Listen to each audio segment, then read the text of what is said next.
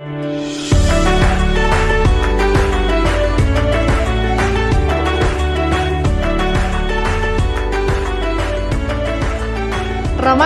menuju takwa.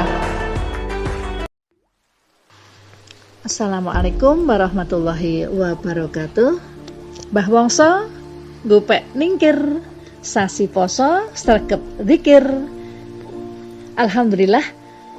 Alhamdulillahilladzi nasta'inuhu wa nastaghfiruh wa na'udzubillahi min syururi anfusina wa min sayyiati a'malina. May yahdihillahu fala mudhillalah wa may yudhlil fala hadiyalah.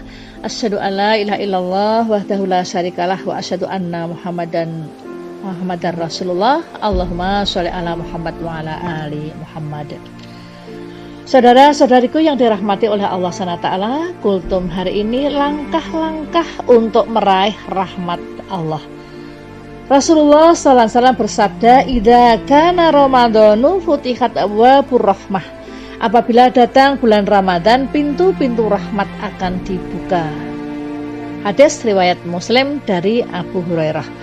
Al-Quran dan Sunnah juga menjelaskan langkah-langkah yang patut kita lakukan agar kita dapat meraih limpahan rahmat di bulan Ramadan. Di antaranya adalah 1. Meningkatkan ketakwaan dan keimanan.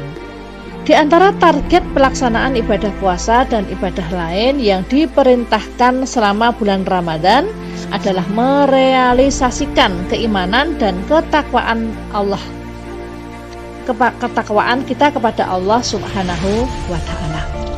Allah berfirman dalam surat Al-Baqarah ayat 183 yang artinya, "Hai orang-orang yang beriman, diwajibkan atas kamu berpuasa sebagaimana diwajibkan atas orang-orang sebelum kamu agar kamu bertakwa." Surat Al-Baqarah ayat 183. Kemudian meningkatkan amal saleh. Sebagaimana dimaklumi bahwa selama bulan Ramadan para setan dibelenggu, para malaikat berdatangan turun ke bumi, pahala amal kebaikan dilipat gandakan, dan syahwat duniawi dilemahkan. Oleh karena itu kita harus memanfaatkan secara optimal kesempatan ini untuk meningkatkan amal ibadah dan kebaikan. Amal ibadah dan kebaikan ini akan mengundang rahmat Allah bagi kita. Allah berfirman dalam surat Al-Jasiyah ayat 30, "A'udzubillahi minasyaitonirrajim. Fa'ammal ladzina amanu wa 'amilus sholihati fayudkhiluhum rabbuhum fi rahmatihi dzalika huwal fawzul mubin." Adapun orang-orang yang beriman dan mengerjakan amal yang saleh, maka Tuhan mereka memasukkan mereka ke dalam rahmat-Nya. Itulah keberuntungan yang nyata. Al-Jasiyah ayat 30. Kemudian menghidupkan majelis-majelis ilmu dan zikir. Hendaknya kita menghidupkan majelis-majelis ilmu dan zikir, baik selama bulan Ramadan maupun setelahnya. Majelis-majelis ilmu dan zikir ini akan mengundang rahmat dan ampunan Allah Subhanahu wa Ta'ala. Rasulullah SAW bersabda yang artinya, tidak berkumpul suatu kaum di salah satu rumah Allah, mereka membaca kitab Allah dan mengkajinya di antara mereka, melainkan ketenangan akan turun kepada mereka. Rahmat akan memenuhi mereka, malaikat akan menaungi mereka, dan Allah akan memasukkan mereka dalam golongan orang-orang yang berada di sisinya. Hadis riwayat Muslim. Kemudian yang keempat, mempererat ikatan persaudaraan dengan sesama kaum muslimin.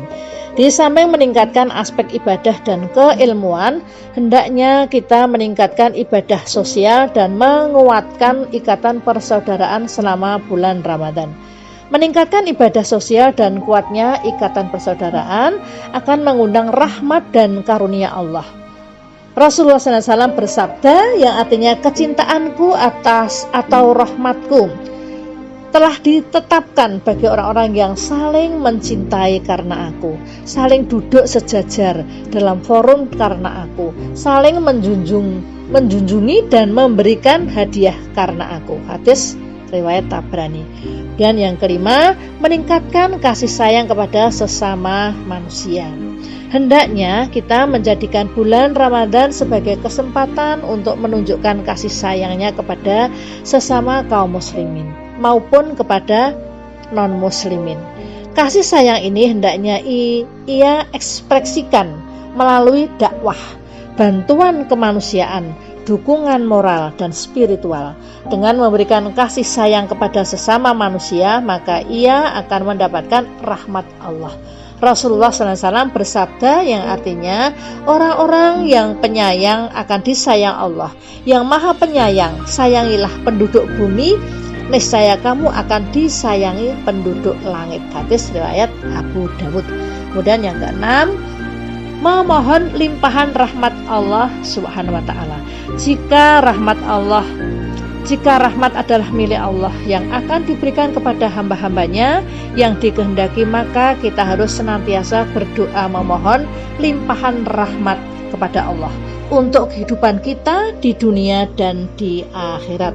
Allah berfirman, wa qur rabbighfir warham wa anta khairur rahimin. Surat Al-Mu'minun ayat 118. Dan katakanlah, ya Tuhanku, berilah ampun dan berilah rahmat, dan Engkau adalah pemberi rahmat yang paling baik. Permohonan rahmat ini senantiasa Rasulullah SAW panjatkan kepada Allah hingga hari wafatnya. Aisyah menuturkan hadis riwayat Tirmidzi yang artinya, aku mendengar Rasulullah SAW menjelang wafatnya berdoa, ya Allah, ampunilah aku, sayangilah aku, dan himpunlah aku bersama teman yang tertinggi. Allahumma ghfirli warhamni walhiqni birrafiqil a'la. Semoga kita tergolong hamba-hamba Allah yang dikasihi oleh Allah, dan kanan kiri kita dan puasa kita diterima oleh Allah Subhanahu wa taala. Amin ya rabbal alamin. Sekian, terima kasih dan mohon maaf. Assalamualaikum warahmatullahi wabarakatuh.